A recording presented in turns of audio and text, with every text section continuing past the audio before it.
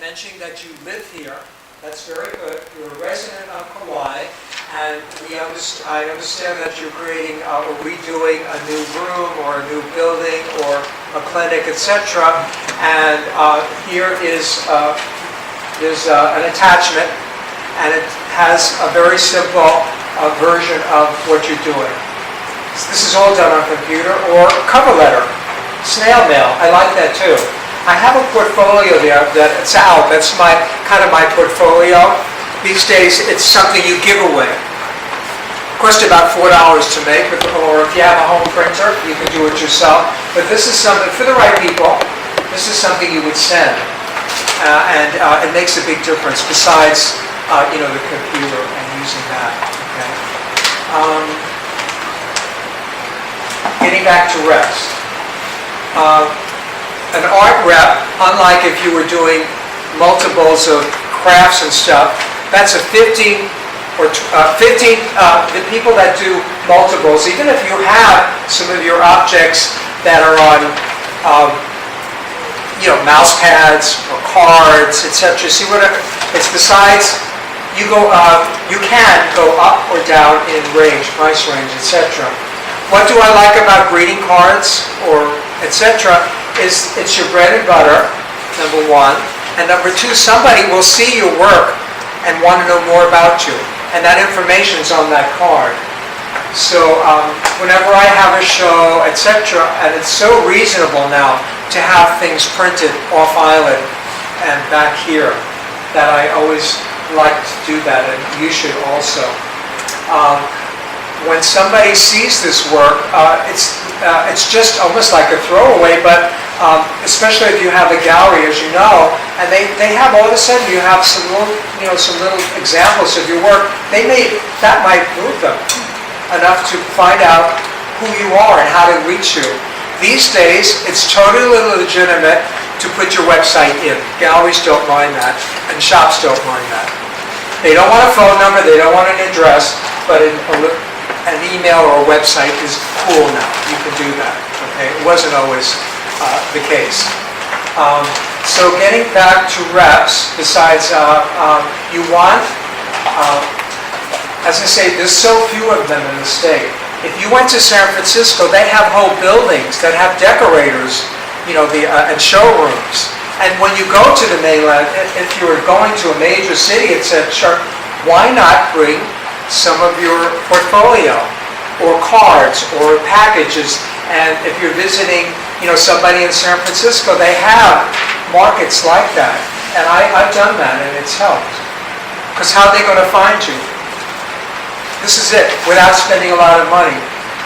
The good news for everyone in this room, whether you're in Europe or Asia, etc., once you say you're from Hawaii, it opens doors. It really does. By saying, I'm an artist, and I live on Hawaii, or I'm a resident of Hawaii, it opens doors. So you're ahead of the game in many ways. People, all of a sudden, they glaze over. They've never been. They've always wanted to be. It has that cachet, doesn't it? And aren't we lucky? Forget about trying to make a sale in your own state. I'm just being cute. But basically, being outside, all of a sudden, somebody, if you pick up the phone and talk about, you've seen a gallery you really like, and we're going to do that a little later on, by saying you're from Hawaii, all of a sudden they stop in their tracks. They're kind of curious. Besides, they get a chicken. Let alone. Well, that wasn't always the case. You get the picture? So these are little tips that I'm giving you, little tidbits of things to basically set you aside or set you apart from others. I don't believe in competition. I really don't. It's really win-win. So it sets you apart from others. What your goal is, through the story, through your presentation, through your reputation, etc., you're creating a niche for yourself. That's what's going to make the difference between success and not being so successful. Being a woman artist is very big. If you're an artist who's a woman, always mention that. I'm a woman artist working in clay, da-da-da-da-da. Why? Finally, in America, you're getting some acknowledgement. And you're not dead yet. Okay? God's redemption. Well, in America, you're usually dead before they honor you. Old is okay. That means you're established. Okay? Right? Or not. Or not. That's true. So you see what I just said? If you're disabled, mention it. You know, that you've heard of people that, they're in People magazine. What do? Their art's very pedestrian, but because they only have, they only work with their elbows, they've got national news here. So, not that you have to fake it. No, I'm being cute. But basically, you see what just happens. All those things that, if you're, help with that story and bringing out what makes you and your niche separate. Getting back to presentation, your framing, etc., should enhance what you're doing. Isn't it true? So many things that you see, they don't add anything.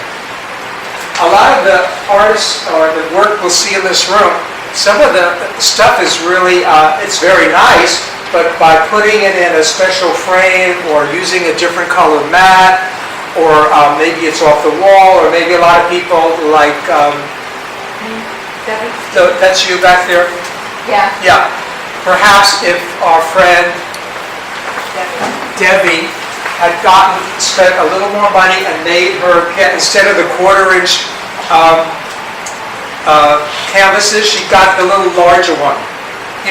That's 1.5 inches instead of 3/4 of an inch. Do you have any of those back there? These are mine. These are what, about Good, that's it. That's what I'm looking for, yeah. These are mine. Okay, good. Which ones were you talking about? These little small ones? No, I was just thinking of, it wasn't even you, because you're okay. Oh. She's okay. Sit down. What I meant was that your presentation, so those frames now, you can get them. They're a lot thicker. And who the hell needs framing? Isn't that great? You would paint the sides, of course. If you're doing Giclées, a lot of the frames now are wide, and the people who print them put it black. They know just the right size, and they put it on the side, and you don't need a frame. See what just happened? You're not really spending a lot of money, and it's looking good. So presentation is really quite important. Let's talk about photography, because we are going to be showing our work not in original form. Has to be fabulous. You can't have Uncle George take pictures, especially if you're doing three-dimensional work. It will either get you in a show or not get you in a show. Has to look better than the original. This I know because for many years I did wearable art, and I used to be in the American Crafts Council shows, the ones they have in Baltimore and Philadelphia, San Francisco. 5 slides got you into that show.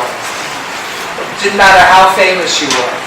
5 slides got you into the show. So I quickly learned that you really need fabulous photographs. And then I was doing wearable art at the time. Did that for many years. And so the photograph has to look better than the original. Sometimes you can, on that note, sometimes you can show it not just in the picture, but you can show it in a fancy house. Or you have someone that has a fancy house.